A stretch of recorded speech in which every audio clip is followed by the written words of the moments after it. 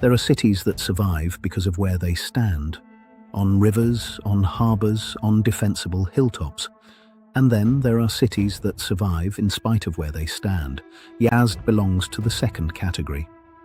It sits in one of the driest corridors on Earth, flanked by two of Asia's most formidable desert systems, far from any river of consequence, far from any coast. By almost every measure of conventional geography, no large settlement should have endured here for as long as it has. Yet, Yazd has been continuously inhabited for longer than most European capitals have existed.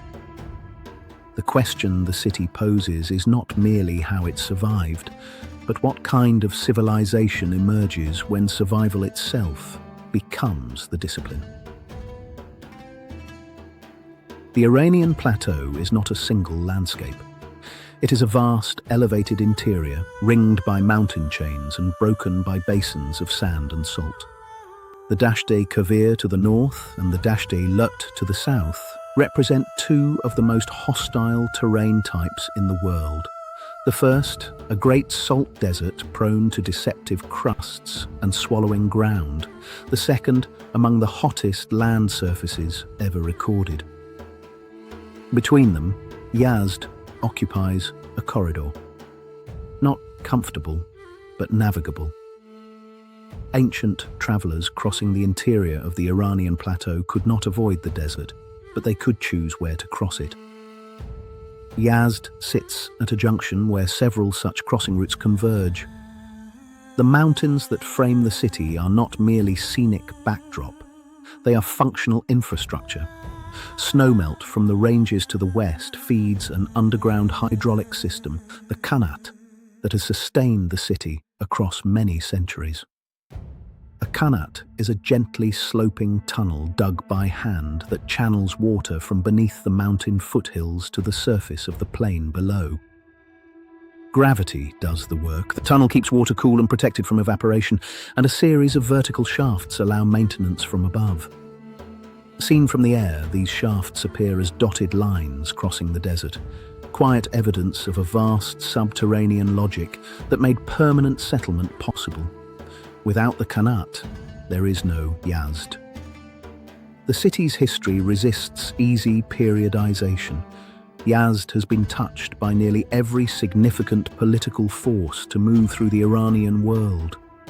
Zoroastrian Persia, the Arab-Islamic conquest, the Seljuk Turks, the Mongol invasions, the Timurid Renaissance, the Safavid consolidation. The Mongol conquests of the 13th century destroyed Nishapur, Merv, and Ray. Cities that were larger, wealthier, and more strategically visible than Yazd. Yazd was spared wholesale destruction. Scholars, craftsmen, and merchants displaced from those ruined centres moved toward places of relative stability. Yazd became a receiver of refugee knowledge, a city that accumulated human capital precisely because it was not worth destroying. Under the Ilkhanid and later Timurid dynasties, Yazd developed as a commercial city with a specific economic identity. Its weavers produced silk and fine cotton fabrics traded across the Silk Road network. The city's position on the overland corridor between Central Asia and the Gulf meant that merchants moving luxury goods passed through regularly. Yazd was consistently on the route. That positioning gave the city economic density without political exposure. The architecture that emerged from this history is deeply functional. The wind catcher, badgir in Persian, is the city's most recognizable structural form. These are tall, rectangular towers designed to capture prevailing winds at height, channel cool air downward into living spaces below, and simultaneously draw hot air upward and out. In a city where summer temperatures are extreme and mechanical cooling did not exist, the badgir was not an architectural ornament. It was a survival technology. The density of wind catchers above Yazd's rooflines represents a collective engineering response to climate, hundreds of individual decisions that together form a city-wide thermal management system. Alongside the badgir, the domed cistern served as the city's cold water storage infrastructure. Ice harvested from mountain streams in winter was stored in these insulated structures and remained usable through the summer months.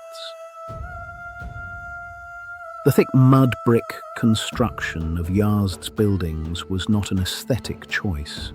It was thermodynamic logic. Mud brick absorbs heat slowly during the day and releases it slowly at night, moderating interior temperatures across the daily cycle. The narrow, covered lanes of the old city further reduce solar exposure at street level. Every element of the built environment reflects a single overriding constraint: the need to keep human beings cool enough to function in a desert that does not forgive error. Yazd also carries one of the oldest living religious traditions in the world. The Zoroastrian community that survived the Islamic conquest of Persia found in the city's remoteness a degree of protection. The Atash Behram, the sacred fire maintained within the city's Zoroastrian fire temple, is said to have burned continuously for many centuries. Whether the flame is a literal unbroken continuity or a symbolic one is less important than what it represents: the persistence of a pre-Islamic Persian religious identity.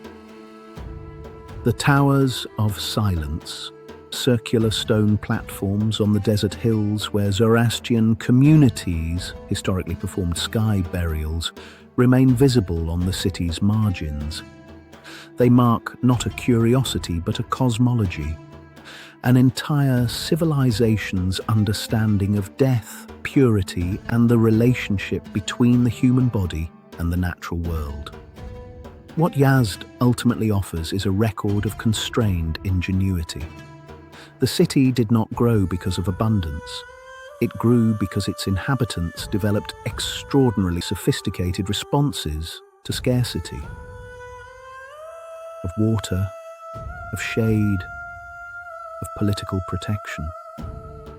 The Qanat, the badgir, the domed cistern, the mud brick fabric of the old city, these are not relics. They are answers to questions that have not stopped being asked.